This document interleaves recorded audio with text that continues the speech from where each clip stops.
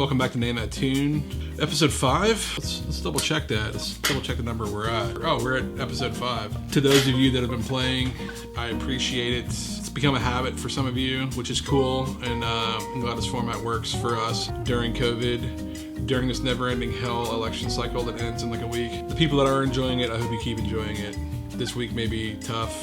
I don't know. It always surprises me what people know and what they don't know. If you're not following me on YouTube, bam, go there, find a subscribe button, bash it, pummel it, obliterate that subscribe button, hit that bell, get notified when I have new videos. Probably gonna be doing these for a bit until we all get tired of them.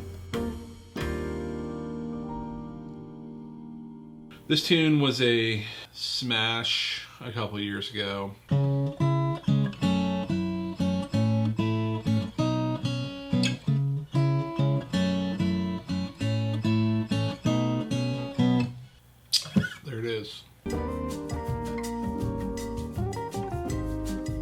This next tune is by our supergroup. I'm not going to give you too many details. This is from a number of years ago. I'm curious who still remembers.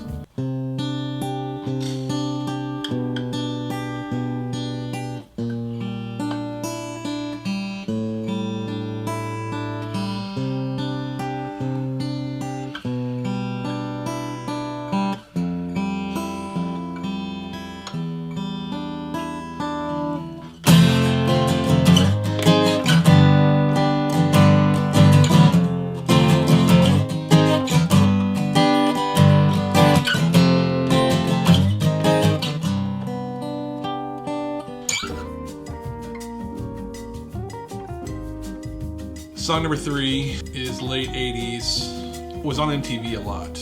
And this group played on Saturday Night Live back then, so I don't want to call them a one-hit wonder, but this was pretty much the only hit I remember by this group.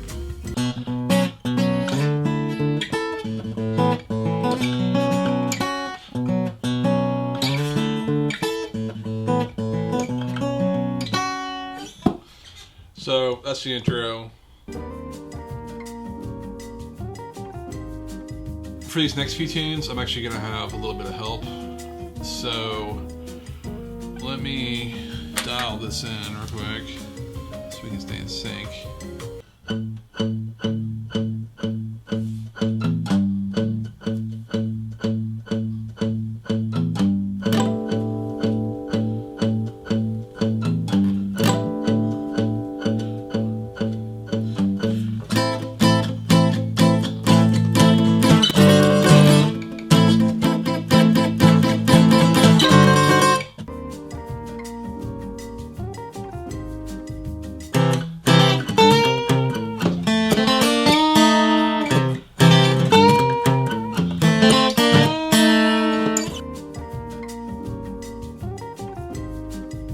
Is a tune that feels new to me, but it's 20 years old now. New York Band. That's the hint I'll give you.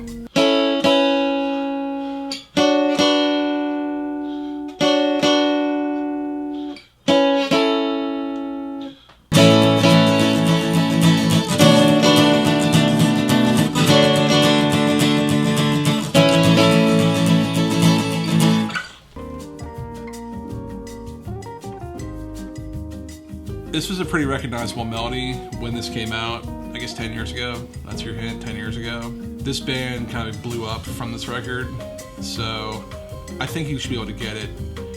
The melody isn't originally played on guitar, but I think you'll be able to pick up on the vibe from this.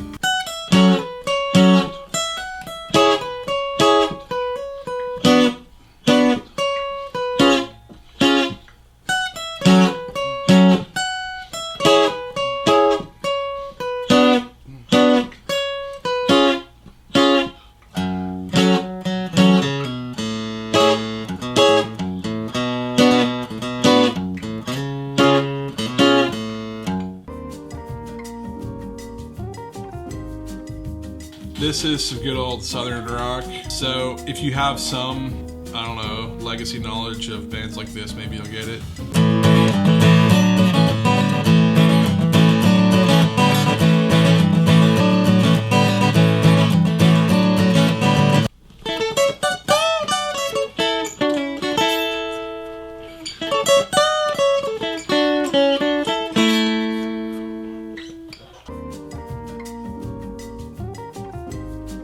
This is a 90s tune. I doubt anybody listens to this band now. I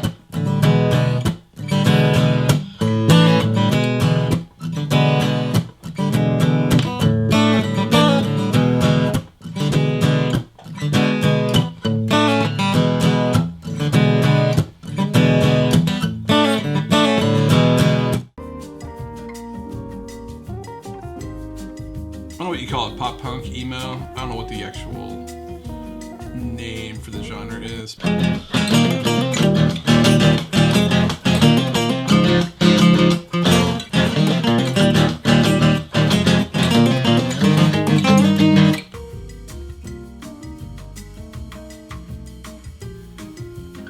Ed Sheeran, Shape of You.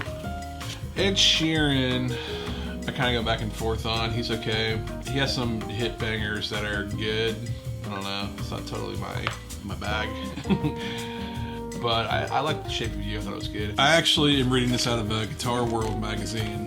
The tune is Say Hello to Heaven by Temple of the Dog, the supergroup of Soundgarden and Pearl Jam. That was a record they made in tribute to Andy Wood, who was the singer of Mother Love Bone, who died of a drug overdose.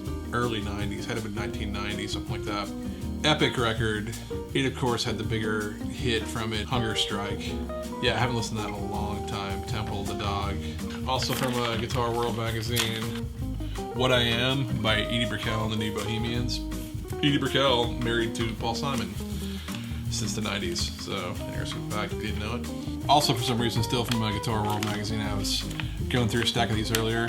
Psycho Killer by the Talking Heads. This tune, I think a lot of people have a visceral experience the first time they ever see Stop Making Sense, which is the Talking Heads live concert film. Especially, the Talking Heads are one of those bands you hear and it makes you realize that a lot of the bands you like now were influenced by them and you really had no idea.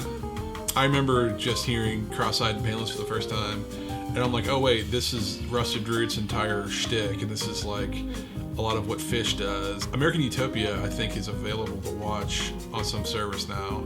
That was David Byrne musical experience he was doing on Broadway. Spike Lee directed it, so definitely check that out. Aretha Franklin, Respect. The band, of course, is The Strokes, and the song is Someday. In the early aughts, The Strokes, Interpol, it was a point of pride.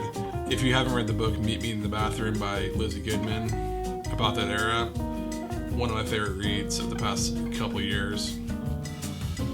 Black Keys and the song Tighten Up. I believe this record was done with Danger Mouse. That was a huge hit for them. That's when they started playing like Madison Square Garden, I think multiple nights. I haven't been too enthused by them in a while. I mean, I remember the late aughts and the early 10s, you know, being like pretty into them, but I've seen some pretty average shows by them too. Although I think they may have been the first or second show I ever saw at Terminal 5 in Manhattan back in 2008. And it was cool, it was just the two of them.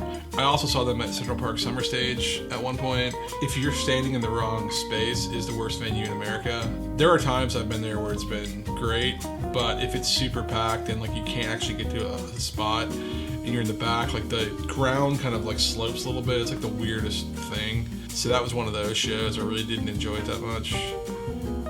Jessica by the Allman Brothers. It's actually out of this. That's of course written by Dickie Betts. I remember the first time I saw a live concert by the Allman Brothers on DVD. It was from the 70s in like Gainesville. Dickie Betts was a prodigious guitar player back then. I mean, he probably still is now, but like, man, was so good. Really kind of blew my mind how much he was killing it. I don't even want to know what kind of drugs he was on during it, but Possum Kingdom by the Toadies, also from the Guitar Hero book. Yeah, I couldn't even tell you what they look like, or that song was omnipresent for about 10 years after it came out. Paramore, and the tune of course is Misery Business. Paramore actually doesn't perform this song live anymore, they say, because it has the line, once a whore, you're nothing more. I'm sorry, that'll never change. Just based on how sensitive people are to like, words in general these days, they pledge to not perform the song. One of their biggest hits. I think that's kind of lame, but that's me. I mean, give me a break. Worse things have been said.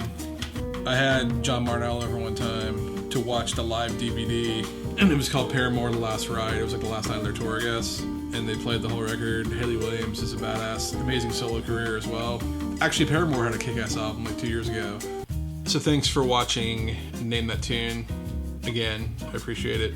Once again, YouTube, go here, press subscribe, please. I'm trying to get to 100 subscribers. Don't make me beg, please, for the love of God.